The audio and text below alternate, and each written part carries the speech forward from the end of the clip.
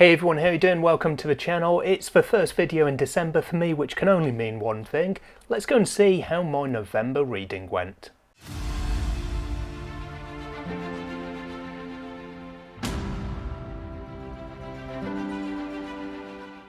So the last quarter of 2023 is already shaping up to be, but is definitely going to be a bit curtailed for me. I've had a lot on my plate with various things. I did say in October's wrap up that it was going to be a bit of a month cut short in terms of my reading availability. The same definitely applied for November, and it's shaping up to be the same for December as well.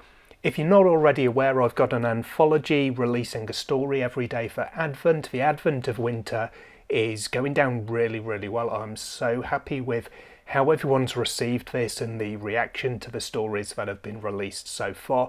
There are some cracking stories coming up as well, including some absolute favourites of mine that I would love to hear more from, to read more from those worlds. So fingers crossed everyone's going to be really enjoying these stories as well as they continue to come out over the rest of Advent. For November though, as I was getting everything ready for that and running and closing down the Kickstarter, my reading was a little bit cut short again. I didn't get nearly as much as I wanted to done. I did have, if you've seen my December TBR video, I do have 2 books that I've carried over that I started to read in the last few days of November and had planned to read in that month. Those aren't included therefore in this wrap up, but I do have 5 books that I did manage to finish during the month. So in terms of the wrap up itself, I'll go through the normal format. We'll have the stats first and then the books. Timestamps down below so you can skip the stats and go straight to the books if that's your preferred method of viewing this video. With that said, let's get into the stats themselves. So I covered 2,532 pages in the 5 books that I completed in November, which takes me up to a year-to-date total of 33,429 pages. The average page count that I had for November was 506, taking the year-to-date average to 517, and then the average rating for those 5 books was 4.1 or 4.10, taking the average of that one to 4.07 for the year to date. In terms of the series totals then, I've now started 17 different series in 2023. I've finished 8, so that's actually gone up by 2 from the last wrap-up video, which is really good. I'm not continuing 10, so there are 10 series that I've read the first book of and decided I'm not going to go on to book 2. One of those was this month as well. I've got 20 series now that I'm up to date with, and the total number of series that I've got ongoing at the moment is at 36. And then the number of days since my last 5-star read, as I'm filming this a couple of days into December, that's now sitting at 20 days. So let's get into the books, and I'm going to start as usual with the buddy read that I've been starting off the month with each month for most of the year really. So I read with my friend Nina Those Once Forgotten, which is book 2 of The Way Stations by N.C. Scrimgeour. I really enjoyed this. I had a good time with it. I listened to the audiobook and it was a very good audio. I liked the narration of it, which obviously helps with the overall enjoyment factor. I really liked the progression that we got here. We started off pretty much where we finished book 1, which I thought was a good ending, so that obviously worked well. What I will say though is I loved the ending of this one. The book itself I was probably between 4 and 4.5, maybe a high kind of 4.5 stars for as I was going through it, but the ending didn't quite blow my socks off, because that's not the sort of hyperbole that I generally tend to use, but I really did enjoy it. It was really intense. There were some great moments in it, and I do think that elevated my perception of the book overall. And as I say, if it does continue as this one did, starting off with essentially where this book finished with book 3, I'm going to really enjoy that one as well, and I'm looking forward to getting into it. I'm really enjoying the series overall. It's a good kind of military space opera in the vein of The Expanse, but maybe a little bit condensed. It's got some good characters who I'm really enjoying, some different races as well, different species, as we go through and we have a look at the different planets that we see in this universe. And overall, it's just really well written, really enjoyable. And I ended up with that ending elevating, as I say, my enjoyment of the book.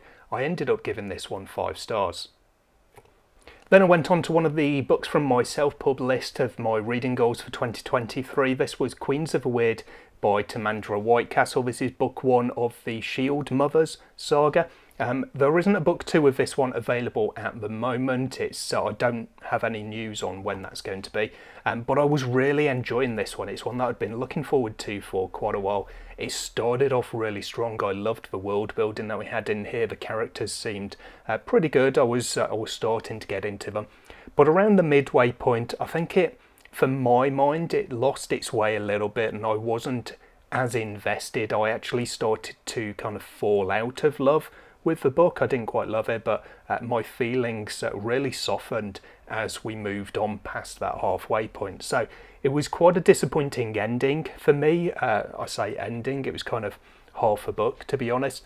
And by the time I got to the end of it, I was just happy to put it down, to be honest. So it's one of those times when you feel like you've had a really disappointing experience and you just kind of want to put the book down and forget about it. That's pretty much where I was finishing Queens of the Weird. So it was a real shame because, as I say, the world building was there. It was kind of a Norse mythology, so you've got all the gods and you've got various words that a lot of people will recognise from various different pop culture sources, if not from actual mythology itself.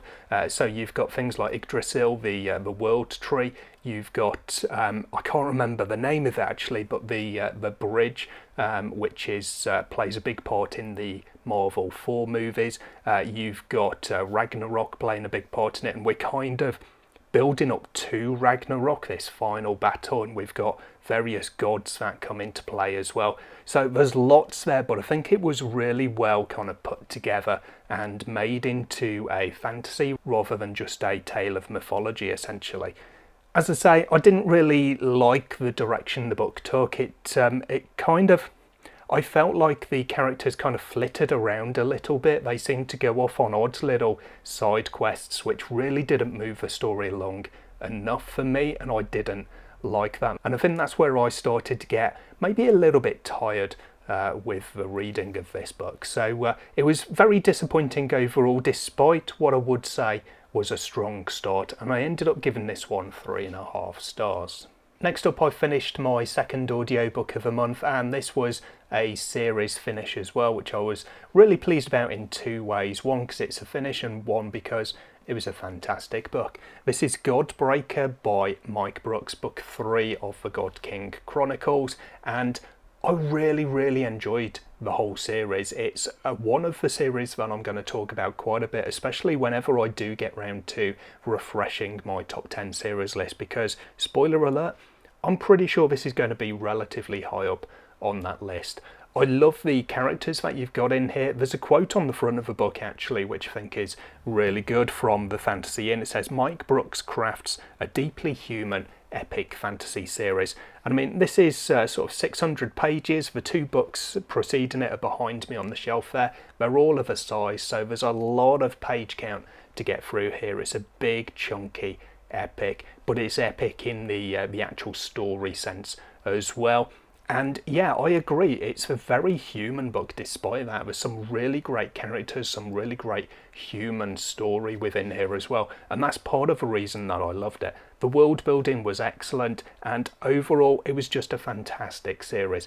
I'm not going to talk kind of too much about it at the moment, because I have spoken a bit recently, because it wasn't too long ago that I read book 2 as well. But I am considering doing a full series review where I'll talk about my feelings about the 3 books a bit more in depth. But yeah, this one was definitely one of my favourite books of the year, so it's no surprise that it ended up with 5 stars. Then I did another audiobook which I quickly squeezed in unexpectedly. It wasn't on my plan towards the end of the month, and this one was book 3 of the This one was book 3 of the Song of Kamaria. I forgot the title there for a brief moment, by T.A. Bruno, and it was At the Threshold of the Universe, another sci-fi adventure. This one I am quite conflicted on, and I'll be honest with you, I'm not going to talk too much about it because I didn't have a great time with it. The first book in the series I quite enjoyed. It was quite exciting for me. I loved various of the kind of world building elements of it and the science behind it.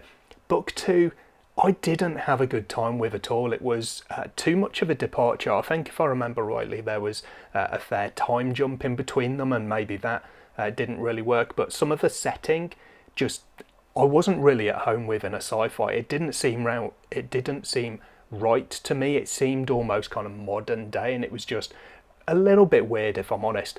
Moving on to book 3, which I left for quite a while because of that experience of book 2. Sadly, it was more of the same for me. It didn't go back to where I was in enjoyment of the first book. It was more along the lines of what I got in the second book. So yeah, I didn't enjoy this one too much. It's one that I'm pleased to have read because it's another one that's finished. It's another tick in that box, but also it's one that isn't kind of hanging over me as a last book in a series that I just haven't got round to for whatever reason. So it is finished. It's one that I'm not going to talk about too much in the future. It's not one that I think will really stick in my mind or anything along those lines, but if people ask me, it won't be a necessarily positive reception. Your mileage may vary, as they say, but for me, it just didn't work for me. It wasn't the right series and the right couple of books. So this one I did end up giving just 3 stars to. And then I rounded out the month with Of Thieves and Shadows, Book 1 of The Heart of Quinaria, or Quinaria, I'm not entirely sure, by B.S.H. Garcia. This is one that I've been looking to read for a while. I really like the cover on this. It really drew me to the book when I first saw it. And I can't remember what it said in the synopsis. I remember reading that when I initially looked into the book and thought, yeah, this is one that sounds like it could be quite good. But what I got from the story kind of wasn't what I was expecting, really, in a good way though.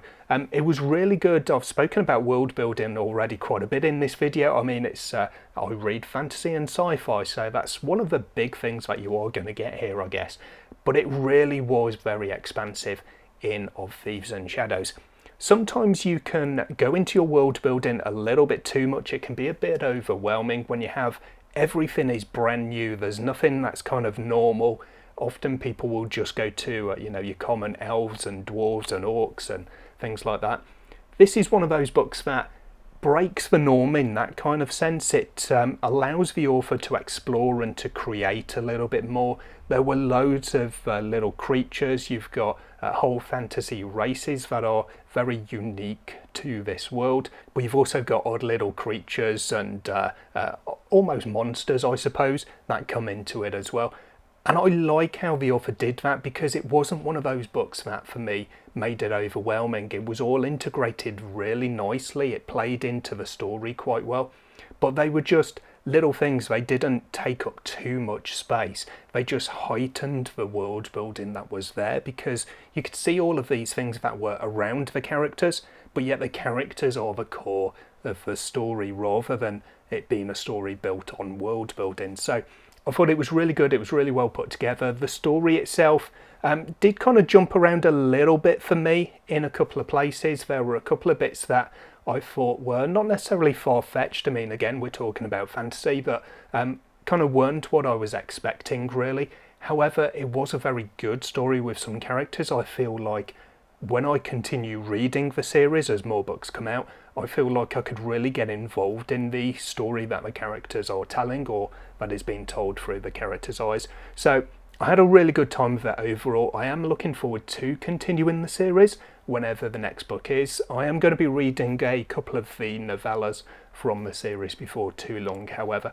just to kind of continue and expand my knowledge of this world. So this one I gave 4 stars to. It was a very solid 4 stars, and yeah, as I say, I'm looking forward to reading more from this author. So there you go, that was my kind of abbreviated November wrap up. Let me know in the comments down below how your reading month went. What were the favourite books you had in November? I'll hopefully catch you in the next video sometime soon. Until then, as always, take care of yourselves, read some good books. Bye for now.